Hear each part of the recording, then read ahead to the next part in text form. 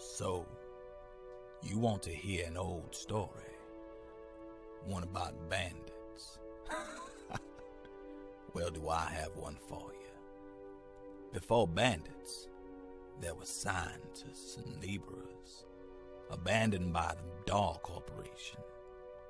They were once men and women with dreams of innovation and progress. But on Pandora, only a fool would believe in dreams.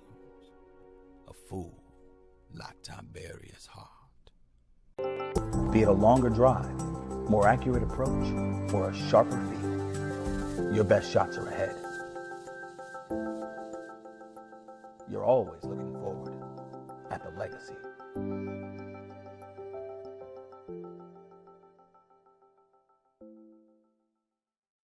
I've read countless books from the Scarlet Letter to the Art of War. This is not like any of those books, the man said. I thought it might be different, the boy responded. That's actually what I was hoping for. Why are the pages gold? He asked. Gold is the color of victory and authority, the man stated. Gold is reserved for the individual who is resilient and who believes that anything is possible. When the man said this, Hudson became overjoyed because he always felt that anything was possible for him. When he imagined things, they seemed to become vivid and almost tangible. He smiled even more enthusiastically because he hadn't been foolish after all. He just saw life differently. No matter how distant something was, he always saw it as being within reach. This book might contain the answers to the difficult questions he had been contemplating.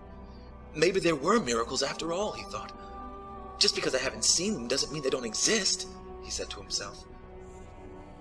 Then the man took the book out from underneath his arm and handed it to the boy with both hands.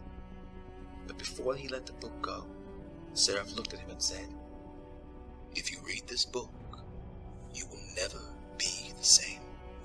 Hudson took the book reluctantly, not knowing what the man meant.